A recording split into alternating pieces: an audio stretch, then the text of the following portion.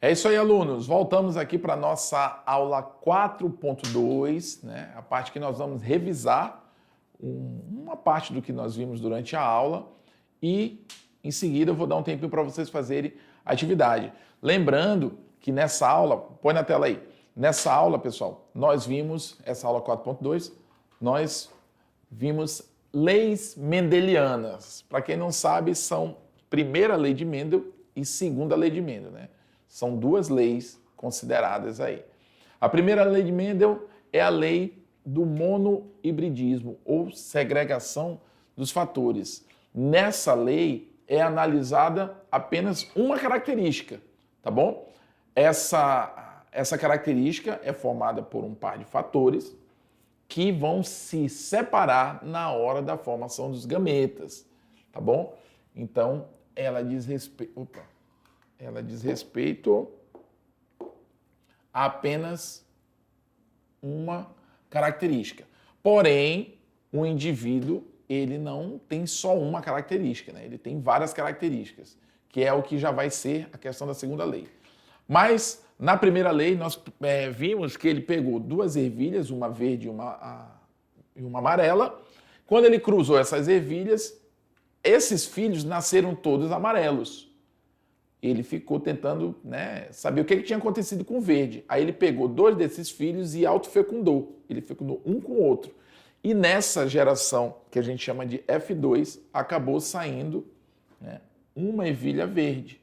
Então ele percebeu que, de alguma forma, o amarelo dominava o verde, mas que o verde, quando ele tinha oportunidade, ele se expressava. Portanto, ele determinou que a característica verde, ela tinha que ser, mesmo ela sendo recessiva, ela tinha que ter dois fatores que contribuíssem para ela acontecer. Por isso, toda característica recessiva, ela só acontece se ela vir em dose dupla, né? Se ela vir recessiva de pai e vir recessiva de mãe, tá? Já na segunda lei, é a lei do dihibridismo, ou seja, esse di vem de dois. Dihibridismo já leva em consideração duas características ou mais, né? Então, nessa característica da segunda lei, a gente percebe que um indivíduo alto, eu até usei esse exemplo, alto e branco, né? Veja bem, tem duas características envolvidas aí, a pessoa ser alta e ela ser branca. Não quer dizer que todo indivíduo alto vai ser branco.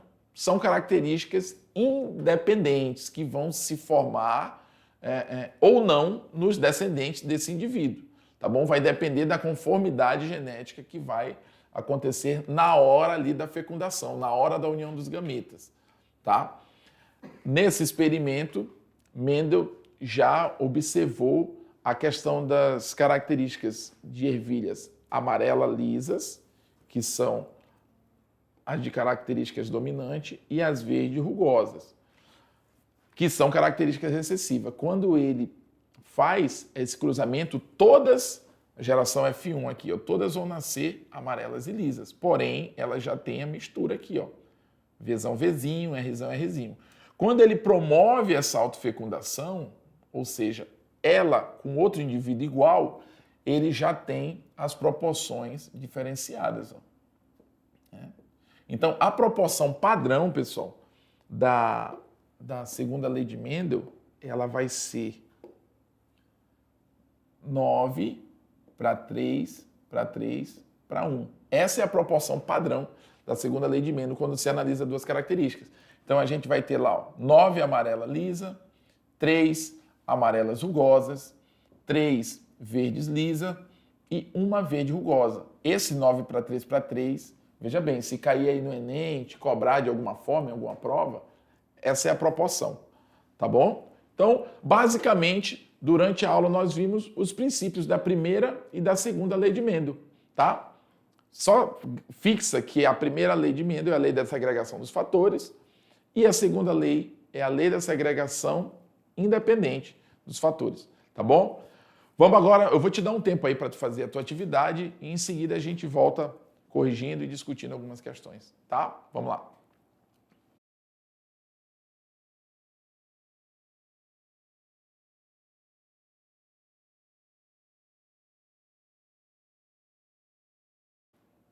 Voltamos aqui para o nosso momento de estudo de biologia. Hoje nós estamos falando, né, sobre os experimentos de Mendel.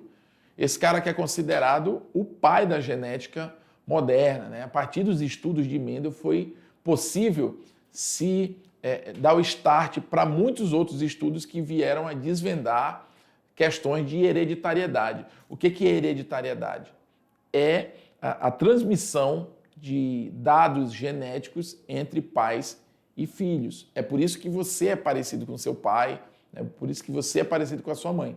Porque existem fatores genéticos que são transmitidos para você, né, através ali do cruzamento, né, entre os seres, no caso, entre o pai e a mãe da gente. Por isso que a gente tem essas semelhanças, tá bom? E é por isso também que a gente tem semelhanças com outras pessoas da nossa família. Por quê? Porque a genética da nossa família, ela é misturada. Então, tem muitos genes afins, genes semelhantes, tá? Aí, um dia desse, uma aluna me perguntou assim, professor, por que existe aquela situação que se tiver cruzamento entre pessoas da mesma família, as pessoas, o filho pode nascer com algum tipo de síndrome, doente, né? No casamento entre primos, por exemplo. Veja bem, pessoal, isso não é um fator que determina a doença por si só, tá? Todo mundo tem ali 25% de chance de desenvolver um câncer, de desenvolver uma síndrome. Esses 25% ele já está ali meio que reservado para o destino da gente. Isso faz parte da genética da nossa família, né? 25% de chance de um mal, uma malformação, enfim, daquilo se expressar. Quando você reproduz com uma pessoa da mesma linha genética, no caso uma prima ou um primo, né? Um casal que sejam primos, você vai ter os 25% da sua família e ela vai ter os 25% da mesma família. Então a sua possibilidade aumenta, porque vocês estão dentro do mesmo ciclo, né? Da mesma árvore genealógica. Então é por isso que existe uma possibilidade aumentada. Não é que vai causar doença, não é uma regra isso. Tá bom, pessoal? Vamos lá. Põe na tela, agora a gente indo para o nossa Tira Dúvidas, nossa atividade de fato. Isso foi só uma curiosidade que eu falei para vocês. Interessante, né? Então, ó, questão 1. Para descobrir se uma planta que produz ervilhas amarelas, que é uma característica dominante, é homozigota ou heterozigota, quanto ao par de alelos que condicionam esse caráter, devemos fazer o seu cruzamento com outras que produzam ervilhas amarelas ou com uma planta que produz ervilhas verdes. Justifique. Veja bem, primeiro vamos lá entender o que é homozigoto, pessoal. Homozigoto. Homo vem de igual. Então, se o indivíduo é azão, azinho, para uma característica. Se o indivíduo é azão, azão, para uma característica. Qual que é igual? É o azão, azão. Então, isso é uma característica homozigota, tá? Se for um par de fatores formado por genes diferentes, isso é uma característica heterozigota, tá bom? Então, se um indivíduo for homozigoto recessivo, essa característica vai prevalecer. Se ele for homozigoto dominante, essa característica vai prevalecer. Se ele for heterozigoto dominante, só um dos genes vai prevalecer na situação, que é o dominante, entendeu? Então, só para tu entender, heterozigose e homozigose. Por isso que eu falei isso aí. Tá parecendo mais a aula, né, do que a atividade. É que eu gosto de ficar tirando essas dúvidas, pessoal. Vamos lá, agora continuando na questão, tá? Mas ele pergunta assim, eu vou de novo. Para descobrir se uma planta que produz ervilhas amarelas é homozigota ou heterozigota quanto ao par de alelos que condiciona esse caráter, devemos fazer seu cruzamento com outra que produz ervilhas amarelas ou com uma planta que produz ervilhas verdes. Justifique. Nesse caso, pessoal, o ideal é o quê? É fazer o reto cruzamento. O reto cruzamento ou cruzamento teste, no qual cruzaremos com uma planta que produz ervilhas verdes, né? Que é um fenótipo recessivo. Fenótipo, pessoal, é a característica visível daquele indivíduo. Genótipo é o conteúdo genético e fenótipo é o conteúdo visível, né? daquela característica. Tá? Então vamos obter aí, ó, um indivíduo homozigoto dominante, cruzar ele com outro indivíduo homozigoto recessivo. Nós vamos ter aí, ó, todos, como o dominante sempre vai prevalecer com relação ao recessivo, nesse caso aqui, nós vamos ter 100%, né, os genes com a característica dominante. Já se nós pegarmos esse indivíduo aqui, ó, e cruzar ele duas vezes, né, aliás, cruzar ele com um indivíduo recessivo, a gente vai ter essa característica. Você percebe que existe só uma característica aqui e outra aqui, por mais que eles sejam dois indivíduos, mas a característica em si é só uma. Uma característica de dominância e uma característica de recessividade. Tá bom? Então, esse é o raciocínio da questão número 1. 2. É verdade que a hereditariedade de diversas características é determinada por duas cópias, ou alelos, dos genes herdados de nossos pais.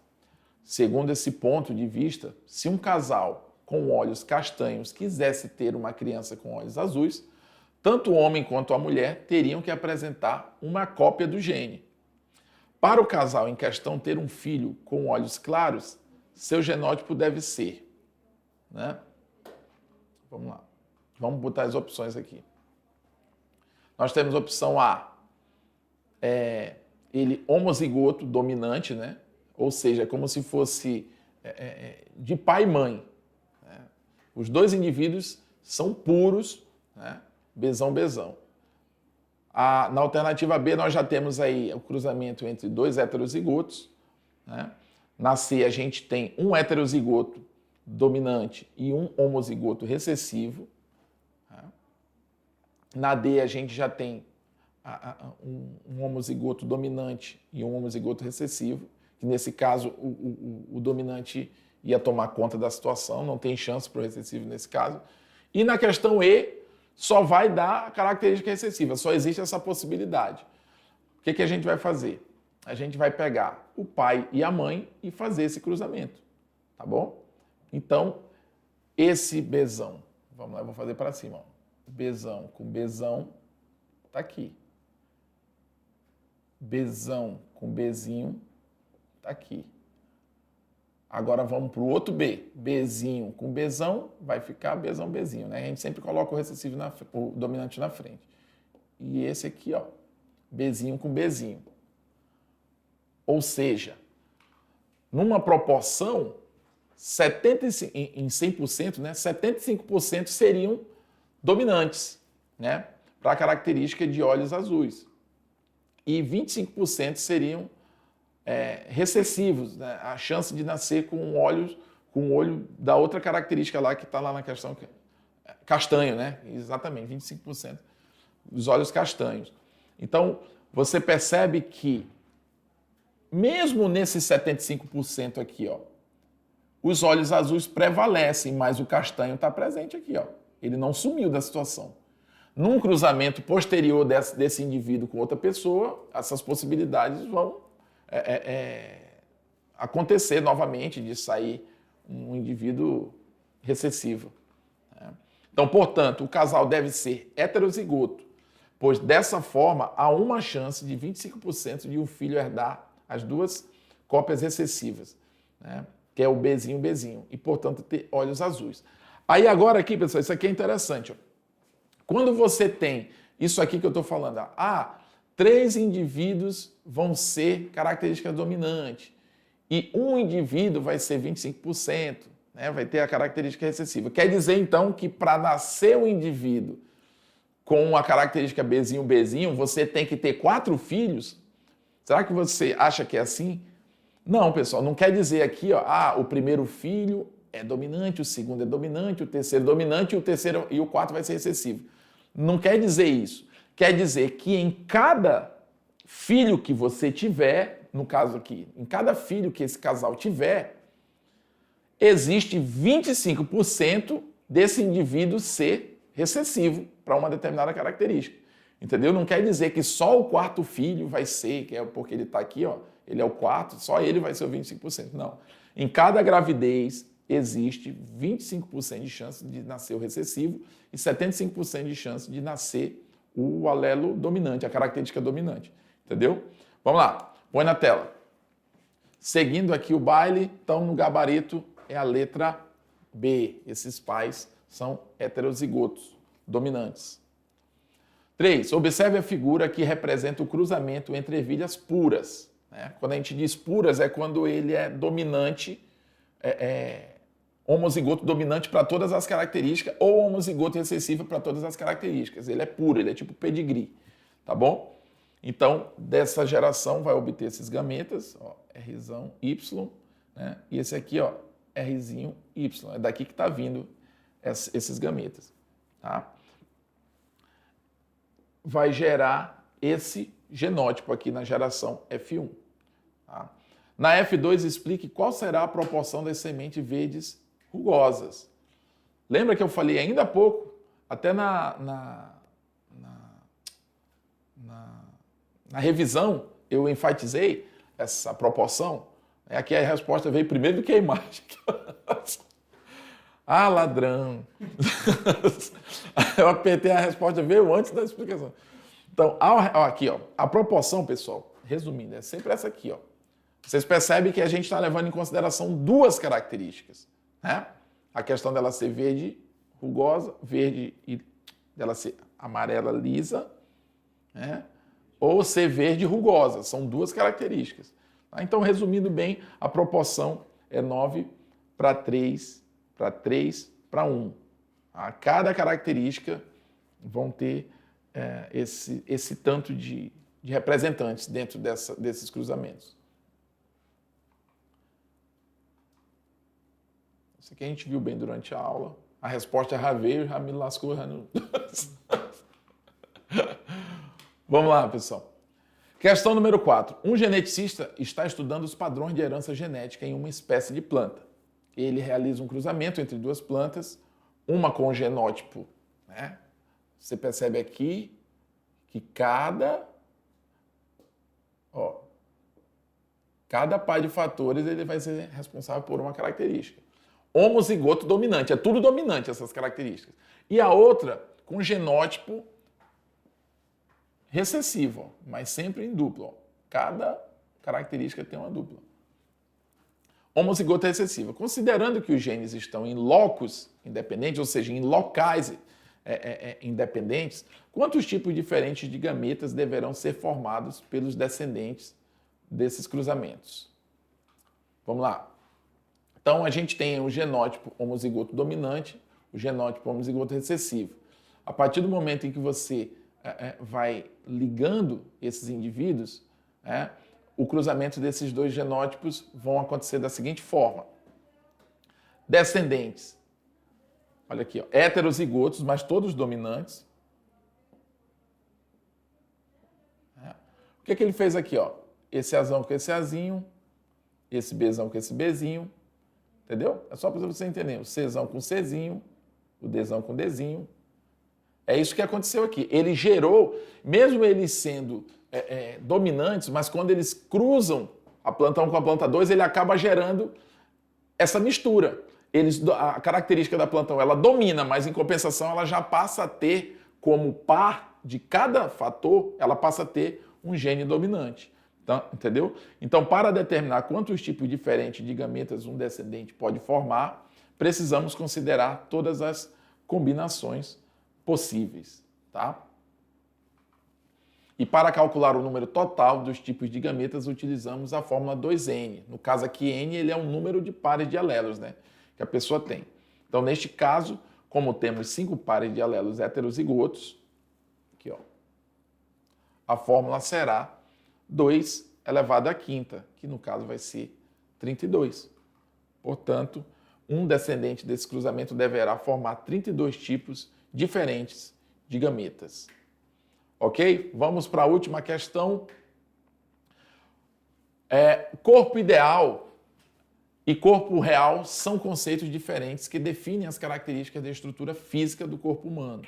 Tá? Já o corpo real consiste no corpo natural das pessoas, ou seja, as diferentes estruturas físicas e estéticas que existem, abrangendo as particularidades e características naturais do corpo.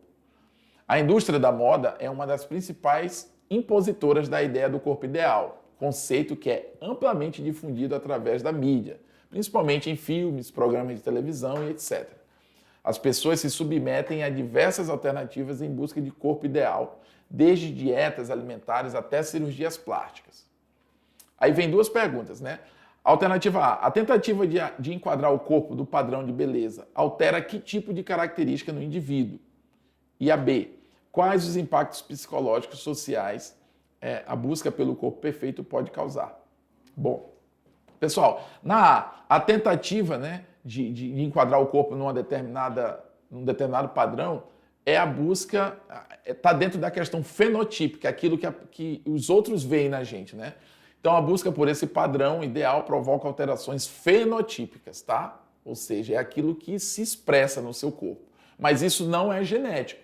O fato de eu pintar meu cabelo de loiro não quer dizer que o meu gene vai expressar aquela característica. No caso AB, o que isso causa, essa busca pela perfeição? É uma exigência apresentada por diferentes mídias. Ela tem levado anualmente milhões de jovens a desenvolvimento de quê? De quadro de ansiedade, depressão, distúrbios alimentares, além de outros males que são muito maléficos aí para a saúde, não só física do indivíduo, mas quanto para a saúde mental, né? Isso hoje em dia está muito em voga, a questão das questões de saúde mental. Muita gente atrás de resultados que muitas vezes são até impossíveis de serem alcançados. Tá bom, pessoal? Mas essa é a importância da genética, desses estudos preliminares aí do Mendel. Espero que você tenha conseguido compreender. Tá bom? Até a próxima.